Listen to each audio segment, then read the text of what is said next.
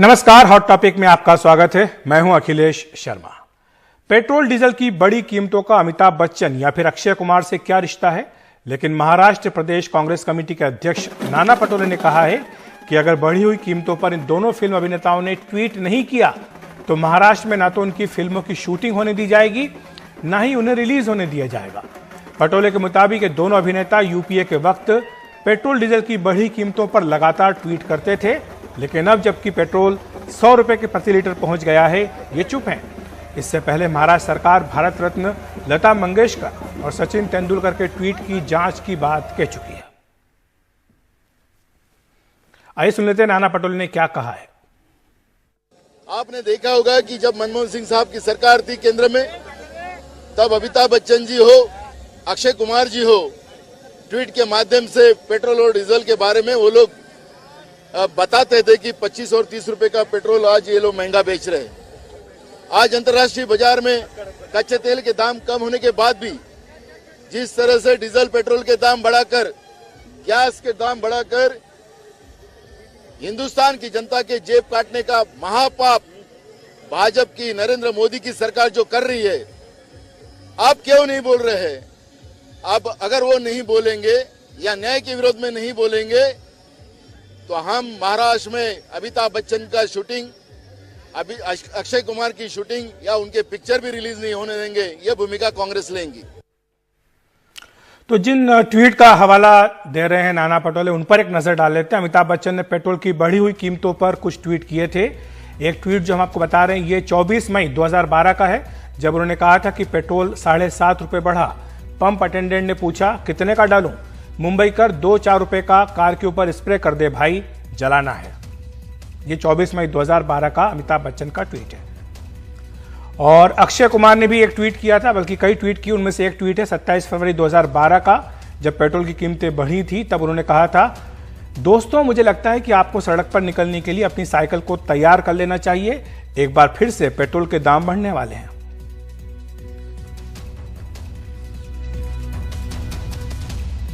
तो नाना पटोले को इसी बात पर शिकायत है कि जब यूपीए की सरकार थी तब तो इन्होंने ट्वीट किए, लेकिन अब जबकि पेट्रोल 100 रुपए पहुंचने वाला है या पहुंच गया है, तब ये चुप क्यों है, इन्होंने ट्वीट क्यों नहीं किए हैं। लेकिन इनको जो धमकी दी है कि हम आपकी फिल्में रिलीज नहीं होने देंगे, आपकी शूटिंग नहीं होने देंगे, इस पर बीजेपी ने तीखी प्रतिक्रिया दी है। बीजेपी के मुताबिक इससे कांग्रेस का तानाशाही रवैया सामने आता है। क्या अपराध है अमिताभ बच्चन जी का? देश हित में उन्होंने ट्वीट किया, क्या यह अपराध हो सकता है? विदेश में बैठे हुए कुछ लोग षड्यंत्र के तहत भारतवर्ष को बदनाम कर रहे हैं। कांग्रेस उनके समर्थन में उतरी है। अब इन्होंने सीमाओं की हद पार कर दी। ये उन कलाकारों को रोकेंगे जो कलाकार मां भारती के साथ खड़े हैं। अब शोले में ऐसी ही धमकी गब्बर सिंह ने दी थी, तो फिल्म में तो वो डरे नहीं। मुझे लगता है कि वास्तविक जीवन में भी ऐसे धमकियों को अमिताभ बच्चन नहीं डरेंगे। कांग्रेस का सही चेहरा, ये कांग्रेस का आत्मा, ये हुकुमशाही है और चेहरा नकली लोकशाही का है, क्योंकि कांग्रेस का ऑफिस ही अकबर रोड पे है, तो ये अकबर के नीति पे ही चलेगा। हमारे दो वरिष्ठ सहयोगी हमारे साथ मुंबई से जुड़ रहे हैं इस खबर पर चर्चा करने के लिए। हमारे साथ सुनील सिंह है, एसोसिएट एडिटर। हमारे साथ प्रशांत सिसोदिया भी हैं, जो कि सीनियर एडिटर एंटरटेनमेंट है। प्रशांत, सबसे पहले मैं आपके पास आना चाहूंगा। एक के बाद एक लगातार विवादों में आ रहे हैं फिल्म अभिनेता, जो पूरी बॉलीवुड इंडस्ट्री है। और अभी जो ताज़ा विवाद हुआ है कि आप उस वक्त ट्वीट करते थे, अब आप ट्वीट क्यों नहीं कर रहे हैं? अगर आप ट्वीट नहीं करेंगे तो आपकी फिल्में रिलीज नहीं होने देंगे, आपकी शूटिंग रोक दी जाएगी। क्या रिएक्शन है बॉलीवुड में इस तरह की धमकियों पर? देखिए, बॉलीवुड में तो अभी सब चुप है, सन्नाटा है, क्योंकि बॉलीवुड जब भी बोलता है तो कुछ ना कुछ हंगामा खड़ा हो जाता है। जब भी बॉलीवुड किसी स्टार ने कुछ बोला तो फिल्मों पे आँच आई है, सिनेमा हॉल्स बंद कर दिए गए हैं, उनकी फिल्में चलनी नहीं दी गई हैं। लेकिन ये जो अभी सिचुएशन है, ये तो ऐसी हो गई है कि अगर कुछ बोले तो भी मुश्किल है और ना बोले तो भी मुश्किल है। आप कुछ भी बोलेंगे, उस पर कुछ ना कुछ सोशल मीडिया पे ट्रोल होगा, लोग आपको कुछ ना कुछ बोलेंगे।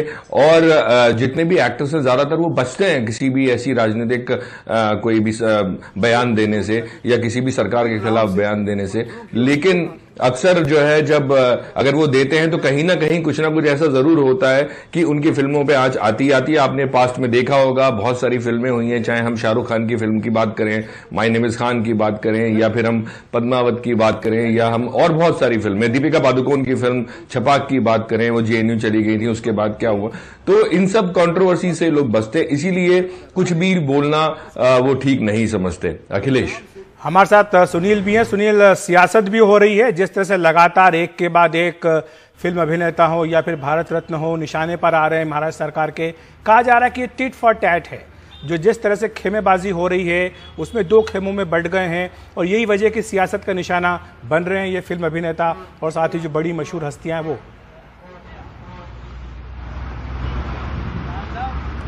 देखिए अखिलेश, इसमें कोई शक नहीं है कि पेट्रोल और डीजल के दाम आसमान छूने लगे हैं। मेरे पीछे पेट्रोल पंप है, आज यहाँ का भाव है 96 रुपया 27 पैसा। पावर पेट्रोल के उससे भी ज़्यादा 99 रुपया है। 100 कभी भी छू सकता है। तो महंगाई तो बढ़ी है, लोगों को इससे तकलीफ तो है, लेकिन कांग्रेस की जो लड़ाई है, कांग्रेस महाराष्ट्र कांग्रेस जो है वो बीजेपी से लड़ने की बजाय जो सेलिब्रिटी को मुद्दा बना रही है और उनके कंधे पे बंदूक रख के अपना तीर चलाना चाह रही है। दरअसल ये तब से हुआ है जब से टूल किट हिंसा मामले में ग्रेटा थनबर्ग ने जब वहां पे ट्वीट किया, बाद में कुछ जो सेलिब्रिटीज जो हैं उन्होंने उनके खिलाफ ट्वीट किया कि भाई ये देश की आंतरिक मामला है, इसमें बाहरी लोगों का हस्तक्षेप बर्दाश्त नहीं है। उसके बाद से जो अचानक से जो कांग्रेस है, खास करके महाराष्ट्र कांग्रेस, वो थमथमा गई है। उसको लग रहा है कि शायद जो आंदोलन चल रहा है उसको कमजोर करने के लिए ये एक बीजेपी की रणनीति का हिस्सा है। उसके बाद ही हमने देखा कि यहाँ पे आवाज उठाई गई, उनकी शिकायत की गई, क्या बीजेपी के दबाव में उन्होंने ट्वीट किया, ये बात किया गया और उसके बाद जांच भी उसकी चल रही है। उसी संदर्भ में उसी कड़ी को आगे बढ़ाते हुए फिलहाल नाना पटोले ने यह बयान दिया है। दरअसल नाना पटोले की आप छवि देखेंगे तो वो बड़बोले नेता हैं, बयानबाजी ज्यादा देते हैं। हालांकि जमीन पे उसके देखा जाए तो उनका जो समर्थन है या हम कहें तो वैसा बहुत कम दिखाई पड़ता है। नितिन गडकरी के सामने वो चुनाव लड़े थे, तब उन्होंने कहा था कि अगर हार जाऊंगा तो राजनीति छोड़ दूंगा। फिलहाल वो महाराष्ट्र के प्रदेश अध्यक्ष हैं और साथ ही वो कांग्रेस छोड़कर एक बार बीजेपी में भी जा चुके हैं। हालांकि नरेंद्र मोदी से नाराज होकर फिर वो वापस कांग्रेस में आए और अभी कांग्रेस में फिलहाल वो महाराष्ट्र प्रदेश अध्यक्ष बने हैं। तो जैसा कि देवेंद्र फडणवीस ने कहा कि अभी नए नए प्रदेश अध्यक्ष बने हैं तो उन्हें कम से कम दिखाना है अपनी उपस्थिति, इसीलिए वो इस तरह की बयानबाजी कर रहे हैं। वैसे महाराष्ट्र में, देश में लोकतंत्र है, कोई किसी को किसी बात से रोक नहीं सकता। जी, शुक्रिया आपका प्रशांत और सुनील हमारे साथ जुड़ने के लिए, विस्तार से समझाने के लिए। और जैसा सुनील जिक्र कर रहे हैं, मुंबई के जिस पेट्रोल पंप पे वो खड़े थे, कह रहे थे कि 100 तक पहुंचने वाला है पेट्रोल, लेकिन राजस्थान के श्रीगंगानगर में तो ये 100 का आंकड़ा पार कर चुका है। ये देश भर में सबसे ज्यादा कीमत है, जबकि जयपुर में पेट्रोल 96 रुपए से ज्यादा कीमत पर बिक रहा है। अगले कुछ दिनों में पश्चिमी भारत के जिलों में तेल की कीमतें और ज्यादा बढ़ने के आसार हैं। हर्षा कुमारी सिंह की रिपोर्ट। पेट्रोल के दामों ने शतक मारी है राजस्थान के गंगानगर में। पेट्रोल यहाँ 100 रुपए 42 पैसे है और डीजल 92 रुपए से ज्यादा। देश में गंगानगर में पेट्रोल और डीजल के दाम सबसे ज्यादा हैं और यातायात व्यवसाय से जुड़े कारोबारी इसका असर झेल रहे हैं। राजस्थान गवर्नमेंट का ही नुकसान है, जो हम लोग वहाँ से डील भरवाते हैं। करीबन डीजल जो बसें हैं पंजाब का ही ले रही हैं, फिर भी जो डिफरेंस है राजस्थान और पंजाब 10 रुपए लीटर का डिफरेंस है। इतनी कीमतें बढ़ चुकी हैं कि हमारी बसें खड़ी होने के कगार पर है। टैक्सी, बस, ट्रक और डिलीवरी से जिनके कारोबार जुड़े हैं उनके मुनाफे में काफी घाटा हुआ है। कुछ माल मिल रही नहीं रहा है, रेट वही है और डीजल के भाव बढ़ रहे हैं, कुछ भी बचत नहीं है। 5-5, 7-7 दिन से खड़े रहते हैं। 100 रुपये लीटर पेट्रोल हो चुका। अब जैसे हम 500 रुपये कमाते थे तो उसमें 200 का तो पेट्रोल लग जाता, 300 रुपये रोज कमा रहे हैं। पहले हम 15,000 कमाते थे, बड़ा 9,000 हो गया, 9 या 8,000। महंगाई की जो मार है वो आम आदमी पे पड़ती दिखाई दे रही है और जो पेट्रोल के दाम है राजस्थान में शायद सबसे ज़्यादा है। गंगानगर का जो ज़िला है वहाँ पर कोई डिपो नहीं है आसपास, इसलिए वहाँ पर जो पेट्रोल है जोधपुर से आता है और वहाँ जो पेट्रोल है वो 3 से 4 रुपये ज़्यादा महंगा है। वैसे भी जयपुर में आप देख रहे हैं कि 99 रुपये क्रॉस कर चुका है पेट्रोल। जयपुर से हर्षा कुमारी सिंह, एनडीटीवी इंडिया।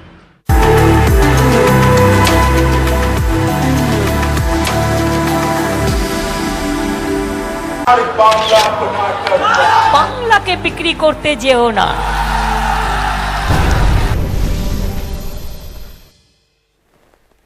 5 राज्यों के चुनाव सिर पर हैं और पीएम नरेंद्र मोदी लगातार इन राज्यों का दौरा कर रहे हैं। आने वाले कुछ दिनों में वे इन चुनावी राज्यों में जाएंगे और विभिन्न परियोजनाओं का उद्घाटन या फिर शिलान्यास करेंगे। पीएम का जो दौरा है 27 फरवरी को केरल, 28 फरवरी को पश्चिम बंगाल, 1 मार्च को तमिलनाडु, 2 मार्च को असम जाएंगे। माना जा रहा है कि मार्च के पहले सप्ताह में इन राज्यों में चुनावों का ऐलान हो सकता है। और चुनावों के लिए घमासान जमीन पर जमकर होने लगा है। बंगाल में आज केंद्रीय गृह मंत्री अमित शाह और पश्चिम बंगाल की मुख्यमंत्री ममता बनर्जी दोनों ही मैदान में उतरे। दोनों ने दक्षिण 24 परगने जिले में थोड़ी ही दूरी पर अलग अलग रैलियां की। अमित शाह ने दक्षिण 24 परगना जिले के नामखाना में विशाल रोड शो किया। वहीं ममता बनर्जी और उनके भतीजे अभिषेक बनर्जी ने दक्षिण 24 परगना के पैलन में पार्टी कार्यकर्ताओं की बैठक को संबोधित किया।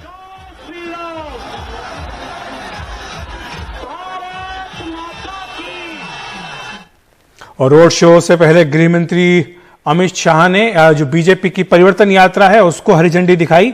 अमित शाह ने नामखाना में एक चुनावी सभा को संबोधित किया। तृणमूल कांग्रेस पर निशाना साधते हुए उन्होंने कहा कि टीएमसी के गुंडों ने बीजेपी के 130 कार्यकर्ताओं को मार डाला। अमित शाह ने कहा कि टीएमसी सरकार ने बंगाल में घुसपैठियों को जगह दी। हमारी सरकार एक एक घुसपैठियों को बाहर निकाल देगी। बंगाल में दुर्गा पूजा करने के लिए आज अदालत में परामर्श लेना पड़ता है। बीजेपी के दबाव में ममता बनर्जी भी सरस्वती पूजन कर रही हैं। उन्होंने कहा कि बंगाल में बीजेपी की सरकार आने पर सरकारी नौकरियों में महिलाओं को 33% आरक्षण मिलेगा।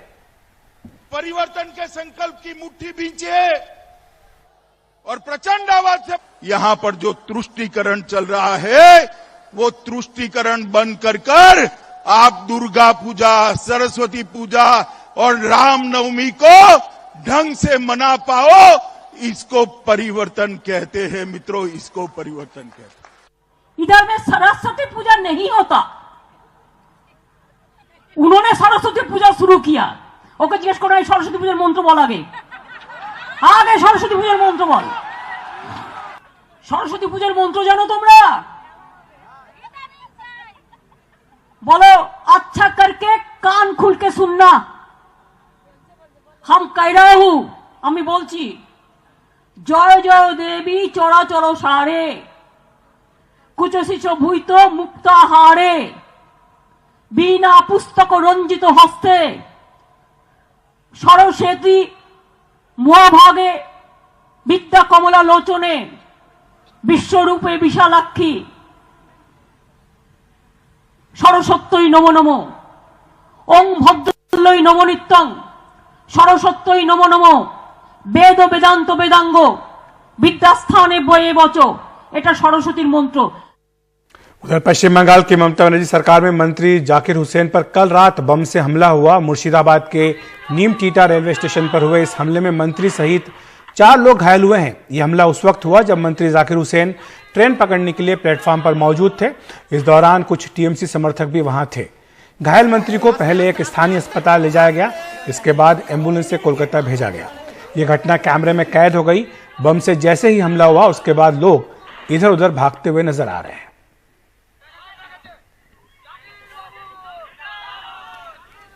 तो हॉट टॉपिक में आज इतना ही।